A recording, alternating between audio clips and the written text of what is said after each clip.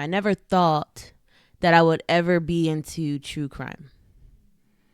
I wouldn't have thought that either, because I've always been into it. I know. It's never been my thing. I never found it interesting.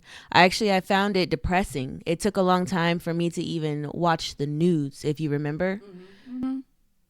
And now who can't get off the news? Right. But now who's also stuck on true crime? I'm going to bed at night to this stuff. And I used to hate that when you did it. Our entire relationship, you told me that you didn't trust me because I could go to sleep to that kind of stuff.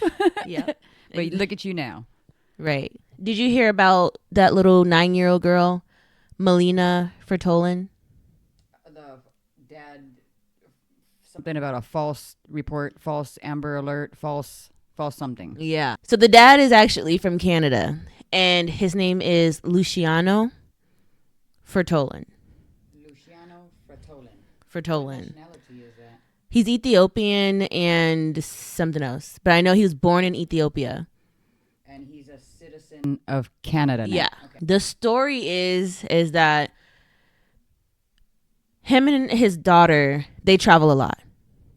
He owns his own coffee shop called Gambella Coffee. I did hear about this case. Yeah. Yes. Okay. So he owns his own coffee shop, and the way that he portrays his coffee shop on the website and on Instagram, it's just like he is just, Mr. Fortune 500 and super dad. And right, like he's just kind of the ideal picture perfect father / businessman.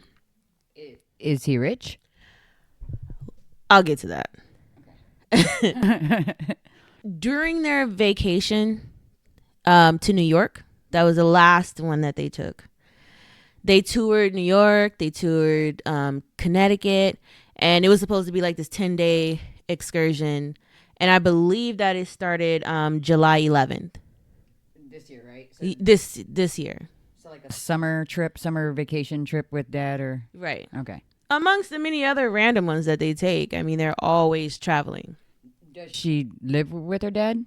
No. So her mom actually has full custody of her, but she will allow her daughter their daughter to vacation with him.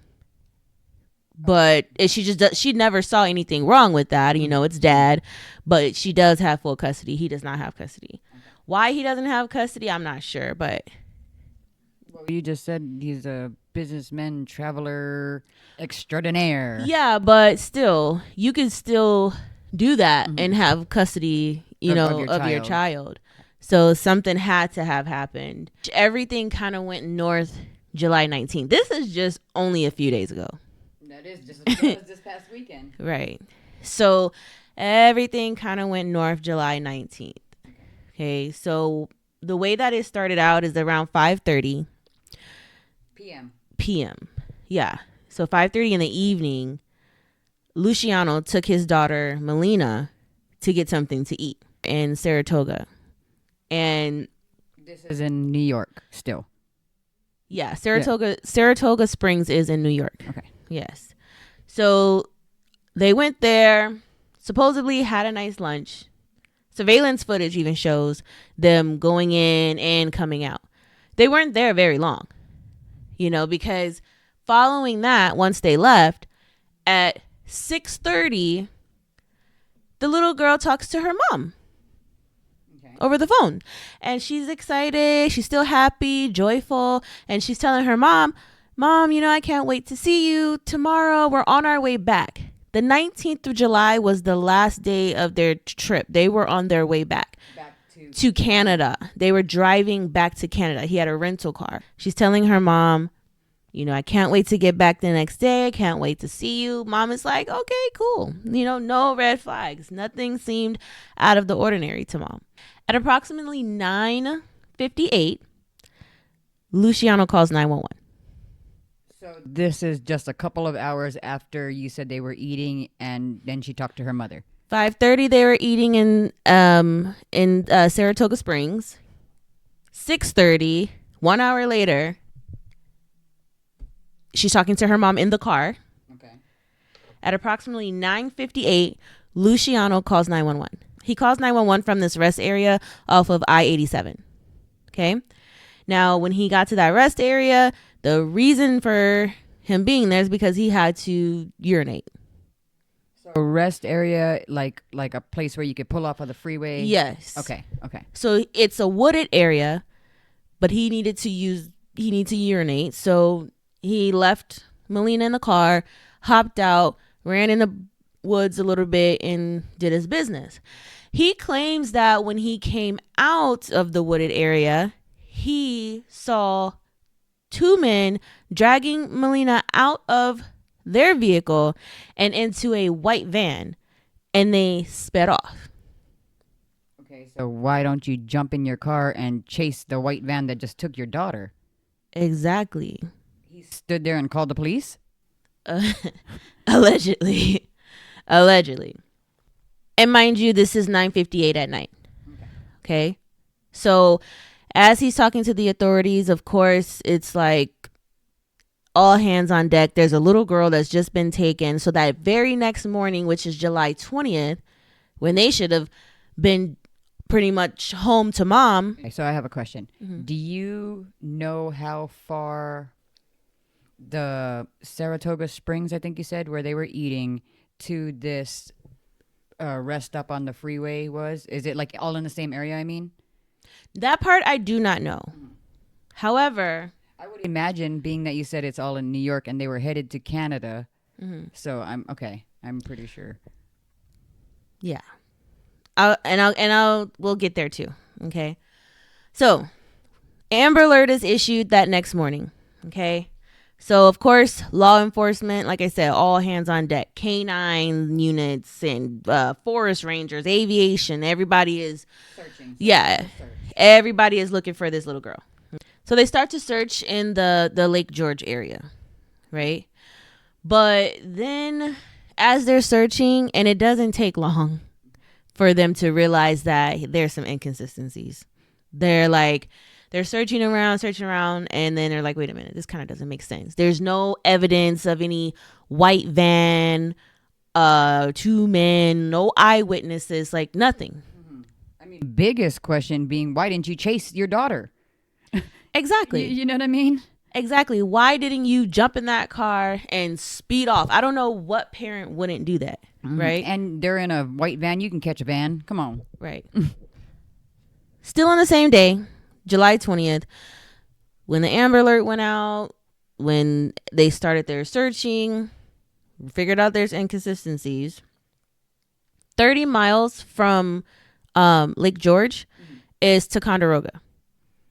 So they did extend their search. Okay. When they got to Ticonderoga, in a pond covered by a log is little Molina. Oh no. Deceased. Okay, and this is 30 miles in Ticonderoga, 30 miles from where the dad called the police? Yes. Oh my God. Yes. Oh. So he must have, so he did something and then drove somewhere else and then made a call. Because he really technically was at that rest stop. I don't know what he was doing, but he was there. And then later on, when they're tracking like his movements, you can see that he goes from the rest stop, he goes to Ticonderoga, and then he goes back to that rest stop. Lord. That's when he called the police. Mind you, though, don't forget, he called the police at 9:58. Okay. 9:58. What you said, they were eating at 5:30, 6, 7, 8, 9. So 4.5 hours later, this girl is found or is deceased, apparently. Yes. But the thing is that it's the craziest thing is that chunk of time between the phone call with mom and the police call. 6:30 to 10. That's only 3.5 hours. Right. So Luciano gets arrested in Essex County. They took off all his clothes for evidence, of course. So he has on that kind of like paper jumpsuit with the little booties. So they're just escorting him out, and he just kind of has that kind of sad puppy dog look on his face. What you sad for now? You done killed your daughter. Right. The Right. When he actually, you know, because he even had his court date that same day. Like, they don't play around when it comes to, like, timing, because this literally happened all in the same day, like on the 21st. Like, he gets arrested, straight to court. So when he gets there, he pleads not guilty. Okay, so let me get this straight. So I believe you said Saturday she's with dad. That's the night that evening she spoke with her mother. They're supposed to be heading back. Sunday is when there was an Amber Alert and her body was discovered. The very next day is the 21st. He gets arrested. Luciano is getting arrested and is already appearing in court. Yes. All within 3 days. Yes. Wow. He pleads not guilty to second-degree murder and concealing a corpse. If we go back a little bit and we just try to talk about timing, the investigators, they narrow her time of death down to between 7:40 p.m. and 9:12 p.m. Okay. That's alarming because she spoke to mom at 6:30. Now, if 7:40 p.m., because it's a window, but if it is 7:40 p.m., you killed your daughter an hour and 10 minutes after she spoke with her mother. Okay. Say if it's between that and then it's 9:12. Needless to say, like you said, within an hour of her speaking to, what was that? Trying to say the last goodbyes to mom, maybe? I don't know. Oh my God, just... That's insane. That is psycho. Honestly, it is. Like, what could have possibly happened? But no, that was planned. It had to be. Yeah. Like, he had a plan. I mean, I'm sure she's not like a bad kid, just spazzed out on the drive and he freaked out and accidentally hurt her. Or no, that was something planned. Yeah, and the cause of her death was drowning. Oh, Jesus. Yeah. So when they found her, she was in shallow water and she had a log over her. And I'm wondering, I mean, obviously he was trying to hide her, but I'm also wondering how heavy was that log? Did you hold your baby's head underwater, or did you put a heavy log on her so not only would it hide her, but she can't get up? Right. Oh my God, what is going on in the world? I know.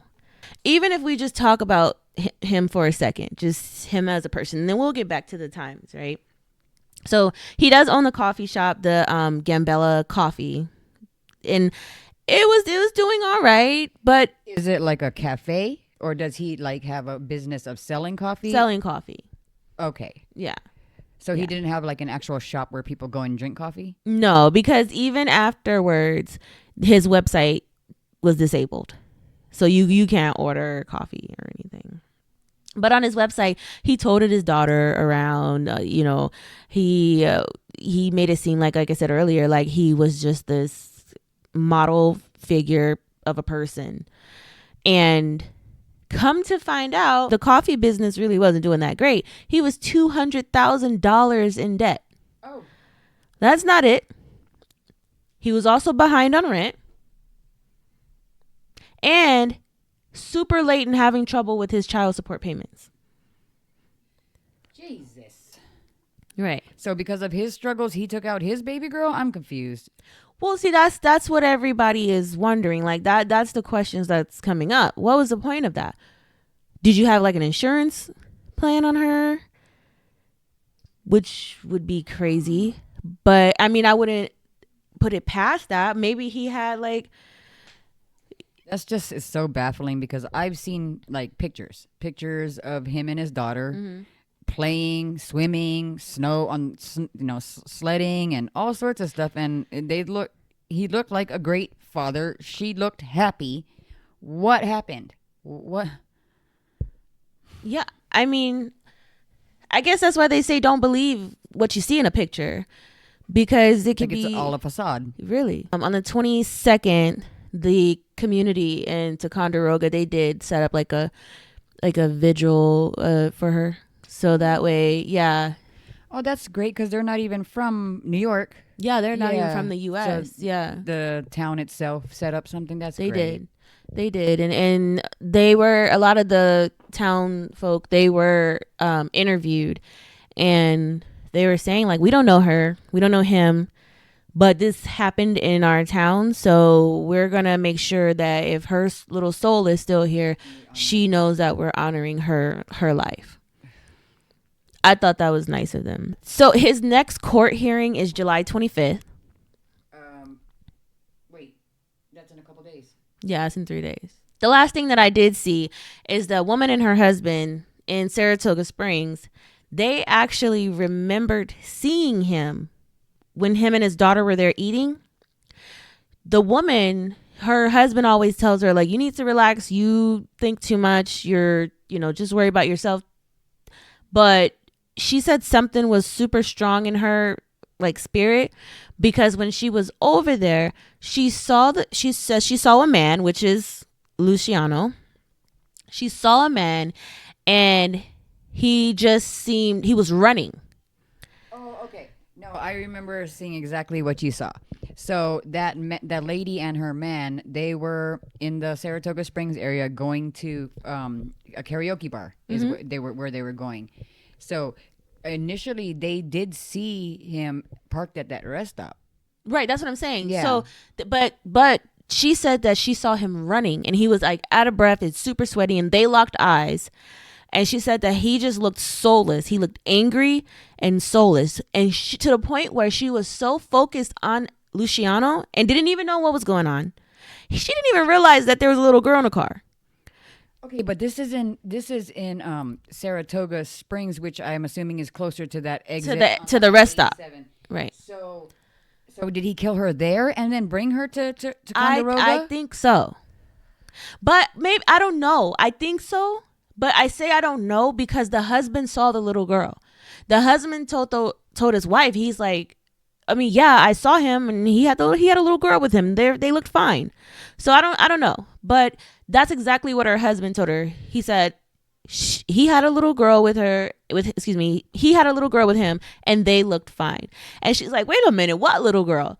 And she said it just kept haunting her. She couldn't stop thinking about it. She told her daughter. Even her daughter was kind of like, you never know. There's a lot going on in this world these days, but everybody's telling her to leave it alone. She wanted to call the police to the point where she blamed herself because her daughter ended up seeing it on the news and sharing it with her mom. And the moment that she saw Luciano's face on the news, she's like, that's him. That's him. And she said she felt so bad because if she had called the police, maybe she could have saved the little girl's life. But I mean, she can't blame herself for that. But there was another eyewitness, but she was able to confirm that he had ran out of the wooded area. And this is by the rest stop? Yes. Okay, so look. But my thing is when he ran out of the wooded area, where was the little girl? In the car. Okay, so this is what I think. Look, I'm trying to be a detective now. No, really, this is what I pieced together. Okay. So maybe for real, when the lady and her husband were passing or whatever, seen him at that rest stop, she was still alive. She was in the car. She was chilling. He really did go pee. He was running up from going pee in that wooded area. Mm-hmm. So now, even in his mind, he's like, okay, I was seen at this rest stop. Yeah. So let me use this rest stop as, you know what I mean? Oh. Yeah. So she was still alive. He did use the bathroom. From there, they kept driving on because she was 30 miles away in Ticonderoga, where she was found deceased. And he was back 30 miles this way. Because that's technically the last place he was So seen. maybe she did see him running. Maybe he was just running up because he did go pee. And she was still fine. But her woman's intuition, something was off and something was about to happen. And it bothered her. Yeah. But maybe him running up, really, he just went to go pee. Because that's... But why would he be sweaty and like... So did he... Potentially, he was down there, had killed her there? But I don't know, because like I said, the husband said that he saw them both. Little girl, and the body was found 30 miles from this spot. I see what you're saying, though, and I think it makes sense. Mm-hmm. Because apparently that's not where she was killed. I just don't understand. Even if you know that someone saw you in, Saratoga, Why would you go back there that late? Because even if she was interviewed or whatever the case may be, no, that was, to the karaoke bar, so but that was hours ago. You know what I mean? Is what she would say. She would say, no, that wasn't at almost 10 o'clock. I saw him hours ago. So what would be the point of going back to that rest stop? I just kind of don't understand that. Well, what's not making sense to me is the fact that she's seen him running up to the car, sweaty and whatever. Yeah. But like I said, body's 30 miles away. Her husband seen a fine little girl with her father. Like everything was fine. Yeah. So I don't know. Yeah, such a weird situation. But yeah, like I said, the next court hearing is scheduled for July 25th. So I'm definitely gonna cover it. Oh yeah, 100%. Absolutely. What's so weird is that this all is within basically a week's time. The initial death was the 19th of July, all the way to this now second court appearance, which is July 25th. Mm-hmm.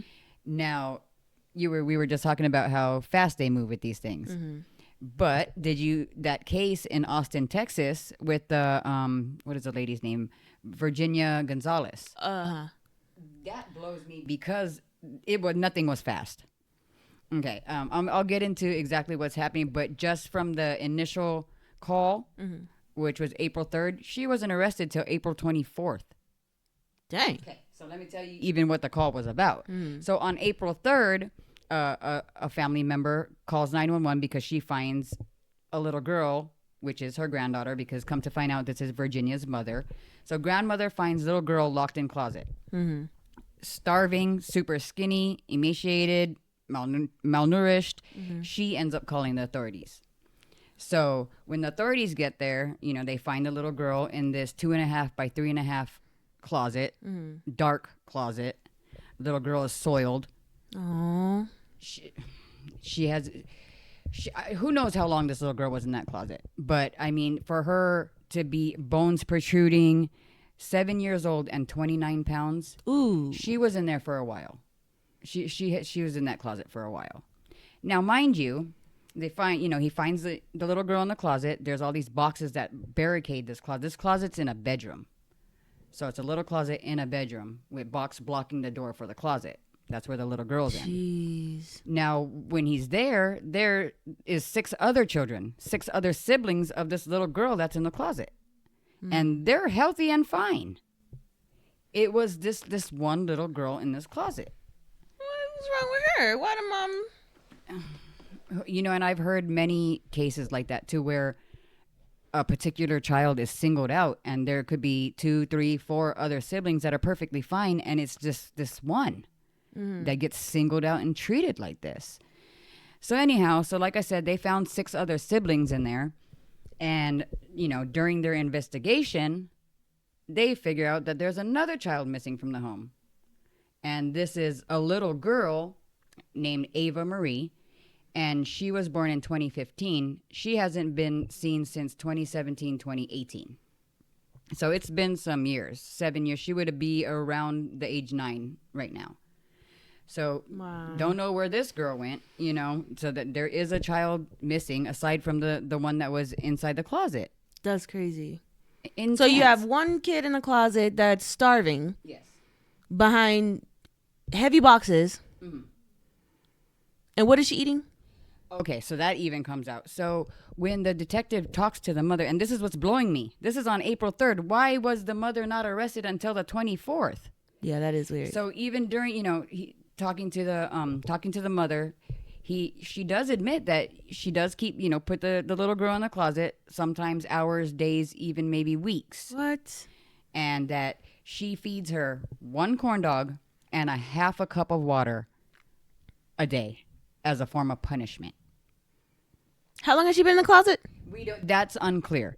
Okay, so because I'm going to get into her actual first court appearance, because now she's denying that she even said days or weeks. Oh, but for this girl to be 7 years old, 29 pounds, that malnourished, she's so malnourished to where she is going to have permanent brain damage for the rest of her life. Oh my God. They did take her to the hospital where she's recovering, but because of how bad she was, she's going to be brain damaged for the rest of her life. Dang. So yeah, that's what the mom said. 1 corn dog and a half a cup of water as a form of punishment daily. And that even sometimes that was forgotten.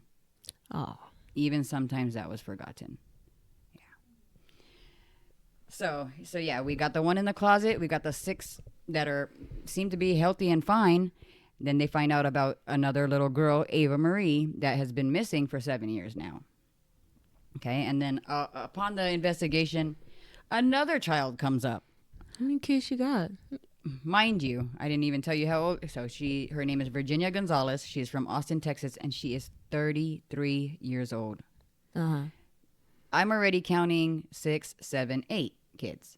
Ooh. Now, I just told you that they found out about another boy. Oh, yeah. That is missing. I guess he never even had a social security number or Not anything. registered at all. And he is supposedly about 11 months older than Ava Marie, the one that's missing. So if she's about 9 now, he's 11 months older than her. Wow. I didn't hear too much of anything else about that particular child, that boy that's missing. Okay. But get this. Mm-hmm. This is April 3rd, right, when the 911 call was made. Mm-hmm. Just a month prior, March, she just had another baby girl. What? A month prior? Yes, a month prior. She just had a baby girl. Guess what happened? She sold that little baby girl. Oh. She sold that baby girl to a couple for $25,000. What? Yeah.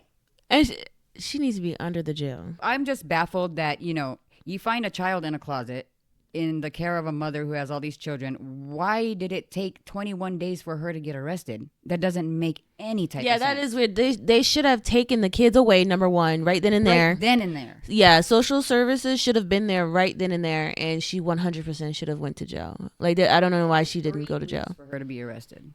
3 weeks. Did they say why? No, I never got that. I mean, I put it together right now because I remember the dates, and you're talking about how fast things go, and I'm like, no. I'm baffled that it took 3 weeks for this lady to get arrested. So now I think I'm up to 10 kids. 6 in the house. 6 in the house. Okay. 1 in the closet. Little Ava Marie that's been missing since 2018. Oh, we found out about a boy with no social that's also missing. And then a baby that she sold a month prior. Oh, I'm up to 10. Gosh. Now, I'm going to talk about her first court appearance. Now, in the court, she admitted to 9. I mean, like, wait. Did she work? Like, what? So from what I understand, no, she had all these kids and was basically living off the government. From government help. I mean, can you imagine 9 or even 6 kids registered to you? Was she always with her kids? She was never with her kids. See, that's the thing. She has all her friends, people in her life, didn't even know she had all these kids. A few of them were saying that, yeah, we knew she had maybe a couple boys, but we're up to 9, 10 kids. They had no idea. She is a partier, always out in the strip clubs and the bars, living her best life. Now, because I was wondering, that's a lot of kids. Yeah. And I know that her oldest child, 14, 15 years old, he's a male. She has a boy, that's her oldest. Taking care of all those kids, you know what I mean? She's constantly gone. I'm like, wait, how is this working? Then I find out she just barely got all these kids back. Oh. 6 months ago. 6, 7 months ago. So, basically, December 2024 is when she got her kids back. Prior to that, the only child that she did have was her oldest boy, which is why all her friends thought she only had this one kid. If more than that, maybe another boy or 2 boys. You know what I mean? Yeah. But she only had the oldest boy. The other 6 little kids were staying with the grandmother and biological father of 3 of the kids. So 6 went, but only 3 are really related to this family. Was the little girl in the closet with them? Yes. She was part of the 6 that was living with this family. So there's a possibility that she could have been in the closet for 6 months. Exactly, since she was returned to the mother. Wow. So just a step back really quick. The reason that she says that she was put in the closet is because she has bladder issues and that she eats things she's not supposed to. That was why she said she put her daughter in the closet. So like I was saying, 29 pounds, bones protruding. I mean, It was a while. She was in that closet for a while. It And wasn't she did hours. not- It wasn't days. It wasn't weeks. It was months. And she didn't go to jail right away. And she did not go to jail right away. I don't understand that. I don't get it either. August 24th, she sees, she goes to court. Her very first court appearance was May 6th. Mm-hmm. So, we were just talking about things that were happening like this. This Right. is prolonged. I don't know if there's more to investigate or what the case may be. But she ended up having her first court appearance. And in this court hearing, they had 5 people testifying. Uh-huh. 2 of them were detectives, Austin police detectives. One of them was Virginia's mother, the grandmother who actually found the little girl. Okay. Virginia herself testified, and then she had a friend of hers that testified. Okay, because that makes sense. If nobody even knew she had kids, like they wouldn't know what to say on the stand. Yeah, right. So that makes sense. Mm-hmm, Yeah. mm-hmm. Okay. So the first detective that testified, he basically was the one that responded to the call, was the one that first found her. So he's, explaining how he found her, what she, what her appearance was and what situation she was in. He also spoke to the mother, who admitted that she does put her kid in the closet, told him about the corn dog in the water. He is the one who seized her cell phone. So he talked about text messages on that cell phone that were there between her and one of her sons. Okay. And the message basically said, clean out the closet and throw her back in there. Ah, come on. That's too much. Clean out the closet and throw her back in there. That's exactly what it said. Now, she claims that she's never even spanked her kids. She don't hurt her kids. on. She's never even spanked her children. Come on. I honestly would, if I was a little girl, I'd rather get a spanking than to be starved. Like, that's crazy. In a dark closet all by yourself. So, and Virginia also said that she never told her kids to not let her out of the bedroom, not the closet. Oh, come on. And that she always does bad things. She gets caught in the bathroom doing bad things. So it was just easier for her kids to keep an eye on her that way. Craziness. Anyhow, the second person that testified was also a detective. But this detective is, she's for the APD Child Abuse and Cold Case Division. And she was basically called to testify on Ava's behalf. So Ava is the girl that's missing. Yeah. The little girl that's been missing since 2018. So for what she says about Ava, basically, is that Ava, at the time that she went missing, she wasn't even in her mother's custody. Basically, she had family members that were raising this little girl. And Virginia took her daughter, took her back to the hotel where she was living with her other children. Okay. So she has Ava back at this hotel with her, and the detective talked to her eldest son, who told them, about what he remembers of the time. Because he does remember his sister being brought back to the hotel, coming from family members. And he says that the last thing he remembers is his mother violently handling Ava in the bathtub. And then he remembers her being thrown in a car seat, and that's kind of all he remembers. That, she was pretty much being violently handled and roughed up in the bathtub. And then he remembers something about her being thrown in a car seat. Mind you, he was only 7, 8 years old at the time. Yeah. You know what I mean? So, of course, her attorneys were arguing that, too. Like, he was just 7 years old. No, this kid knows what he saw, Yeah. And then so that was that. So that basically, he said, the last thing he remembers is car seat. Virginia says that she had given Ava to a man named Saul Jimenez. So I'll get into Saul Jimenez when it's time for Virginia's testifying, or when it's time for her to testify, because she does kind of explain that.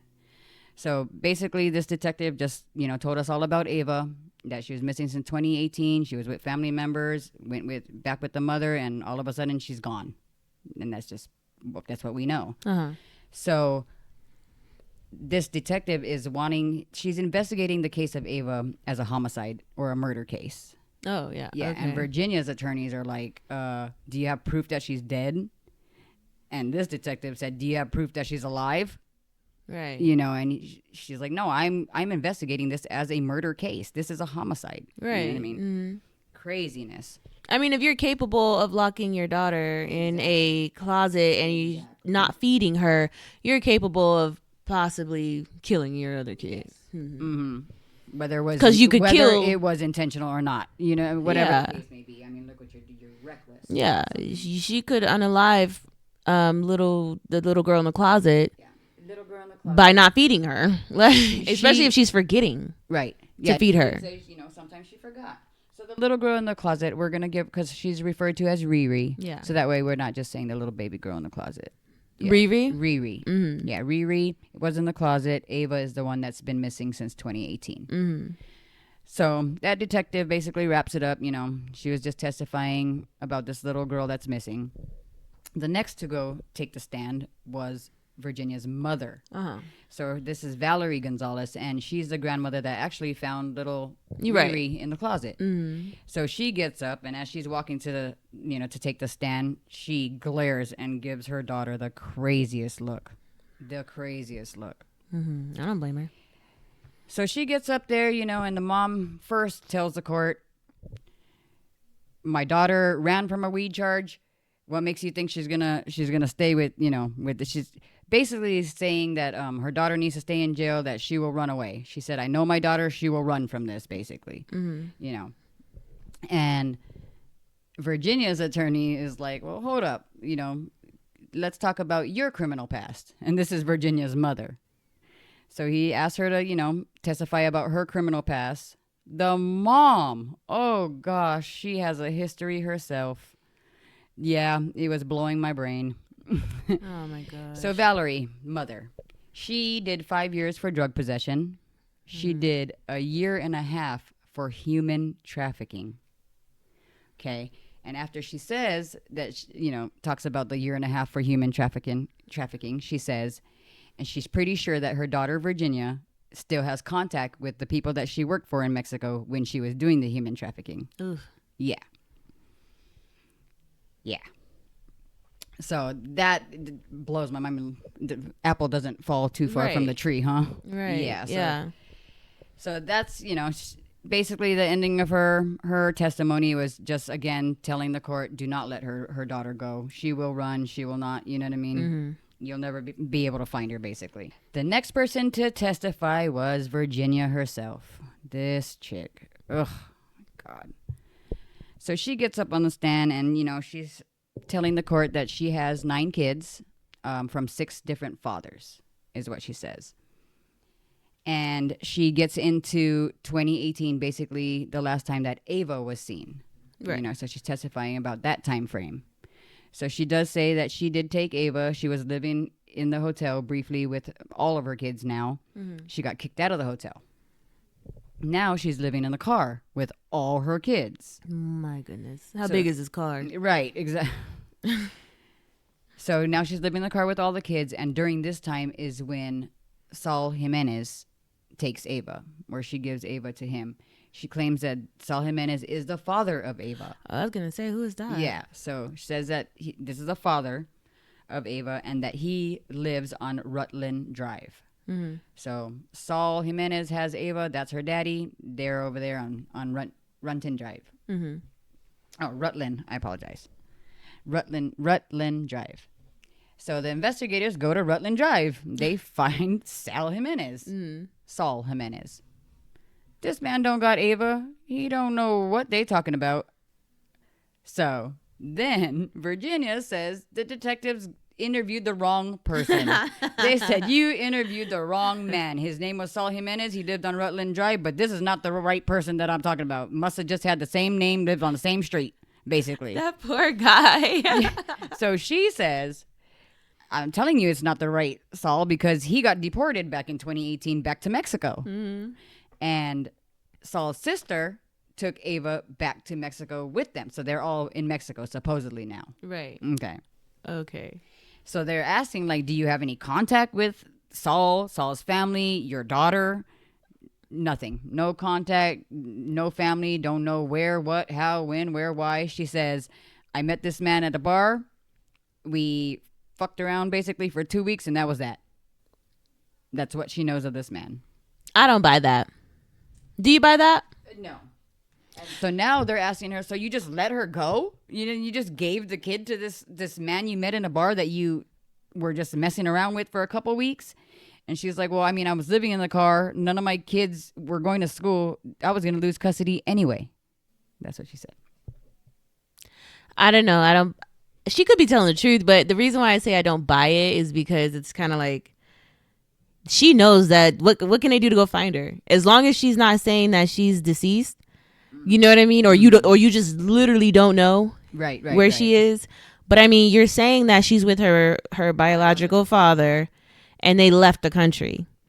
There's really no way to, unless they would have to dig crazy deep in order to really prove that. I wonder whose name was on the birth certificate as far as father, who was father of the baby, and if that was the name listed, because she did know Saul Jimenez, and that was the right guy, and that is a guy she met in the bar and fucked around with for a couple of weeks, but that was not the kid's father, and he did not have her.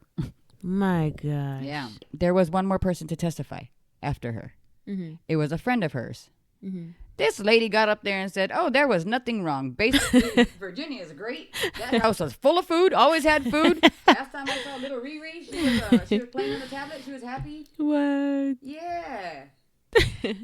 Prosecution said, yeah, we have no questions for her. Get off the stand. Get off the stand.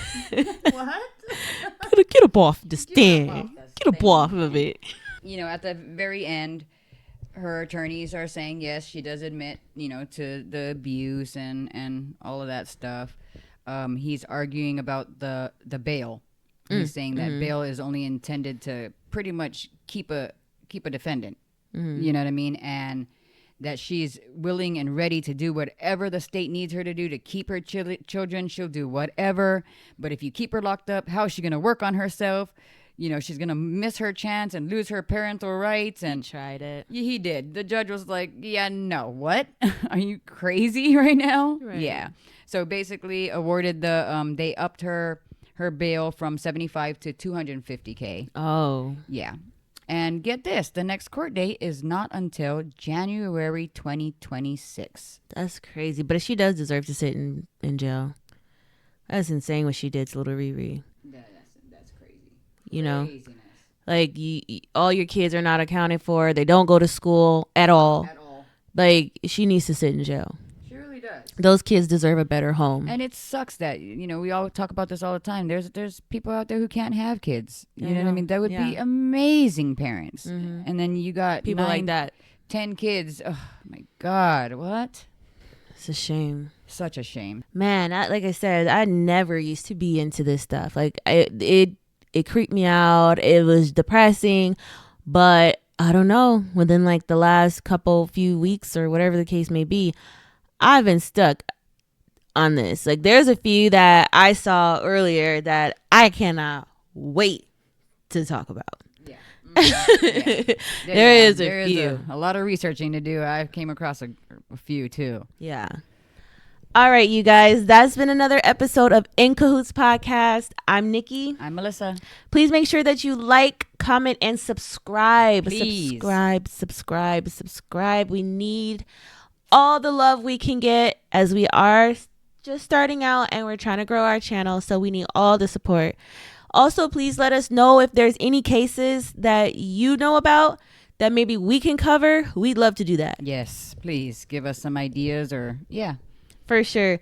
But thank you for chilling with us. We will see you in the next video of In Kahoots. Peace. Bye.